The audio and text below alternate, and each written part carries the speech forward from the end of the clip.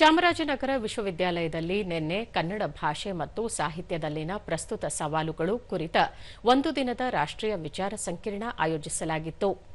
ಕಾರ್ಯಕ್ರಮವನ್ನು ಮೈಸೂರು ವಿಶ್ವವಿದ್ಯಾಲಯದ ಮಾನಸ ಗಂಗೋತ್ರಿಯ ಕುವೆಂಪು ಕನ್ನಡ ಅಧ್ಯಯನ ಸಂಸ್ಥೆಯ ನಿರ್ದೇಶಕರಾದ ಪ್ರೊಫೆಸರ್ ಎಂ ನಂಜಯ್ಯ ಹೊಂಗನೂರು ಉದ್ಘಾಟಿಸಿದರು. ಚಾಮರಾಜನಗರ ವಿಶ್ವವಿದ್ಯಾಲಯದ ಕುಲಪತಿಗಳಾದ ಪ್ರೊಫೆಸರ್ ಎಂಆರ್ ಗಂಗಾಧರ್, ವಿಶ್ವವಿದ್ಯಾಲಯದ ಕುಲಸಚಿವರಾದ ಪ್ರೊಫೆಸರ್ ಕೆಎಂ ಮಹದೇವನ್, ಕನ್ನಡ ವಿಭಾಗದ ಸಂದರ್ಶಕ ಪ್ರಾಧ್ಯಾಪಕರಾದ ಪ್ರೊಫೆಸರ್ ಕೃಷ್ಣಮೂರ್ತಿ ಹನೂರು, ಮುಖ್ಯಸ್ಥರಾದ ಡಾ ಪಿ ಮಹೇಶ್ ಬಾಬು, ಸಾಹಿತಿಗಳಾದ Mookahalli M S Basavanna, Yaraganahalli Gururaj P Rani, R Shashikala ಸೇರಿದಂತೆ ಹಲವರು ಉಪಸ್ಥಿತರಿದ್ದರು. ವಿಚಾರ ಸಂಕಿರಣದ ಅಂಗವಾಗಿ ನಡೆದ ಗೋಷ್ಠಿಗಳಲ್ಲಿ ವಿಷಯ ತಜ್ಞರು ವಿಚಾರ ಮಂಡಿಸಿದರು. ಬಳಿಕ ಅತಿಥಿಗಳನ್ನು ಸನ್ಮಾನಿಸಲಾಯಿತು. ದೂರದರ್ಶನದೊಂದಿಗೆ ಪ್ರೊಫೆಸರ್ ಎಂಆರ್ ಗಂಗಾಧರ್ ಇಂತಹ ರಾಷ್ಟ್ರೀಯ ವಿಚಾರ ಸಂಕಿರಣಗಳನ್ನು ಕನ್ನಡ ಭಾಷೆ, ಸಾಹಿತ್ಯದ ಉಳಿವು ಹಾಗೂ ಬೆಳವಣಿಗೆಗೆ ಸಹಕಾರಿಯಾಗಿವೆ. ಅಲ್ಲದೆ ಪ್ರಸ್ತುತ ದಿನಮಾನಗಳಲ್ಲಿ ಕನ್ನಡ ಭಾಷೆ ಎದುರಿಸುತ್ತಿರುವ ಸವಾಲುಗಳನ್ನು ಅರ್ಥೈಸಿಕೊಂಡು ಬಗೆಹರಿಸಲು ಪ್ರೇರಣಾದಾಯಕವಾಗಿದೆ ಎಂದರು.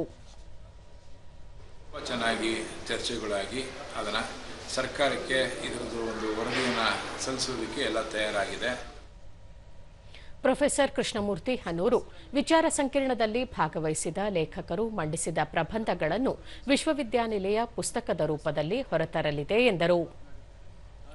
ವಿಚಾರ ಸಂಕಿರಣದ ಫಲಿತ ತುಂಬ ಚೆನ್ನಾಗಿರುವ ಹಾಗೆ ನಮಗೆಲ್ಲರಿಗೂ ಅನ್ನಿಸಿದೆ ಮತ್ತು ಅವರಿಗೆ ಕೊಡಬಹುದಾದ ತಂದಿರಬಹುದಾದ ಪ್ರಬಂಧಗಳನ್ನು ನಾವು ಪ್ರಕಟಿಸಿ ಮುಂದೆ ಇದನ್ನು ಬಿಡುಗಡೆ ಮಾಡ್ತೀವಿ ಅಂತ ಹೇಳಲಿಕ್ಕೆ ಬಯಸ್ತೇನೆ.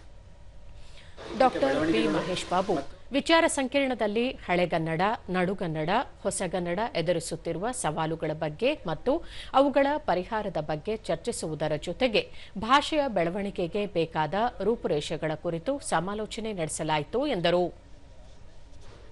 ಅದರ ಜೊತೆಗೆ ಕನ್ನಡದ ಸಾಹಿತ್ಯ ಮತ್ತು ಬದುಕಿಗಾಗಿ ಕನ್ನಡವನ್ನು ಹೇಗೆ ಅಳವಡಿಸ್ಕೋಬೇಕು ಅನ್ನೋಂಥದ್ದನ್ನು ಕೂಡ ನಾವಿಲ್ಲಿ ಅನೇಕ ವಿದ್ವಾಂಸರು ಪ್ರಬಂಧಗಳನ್ನ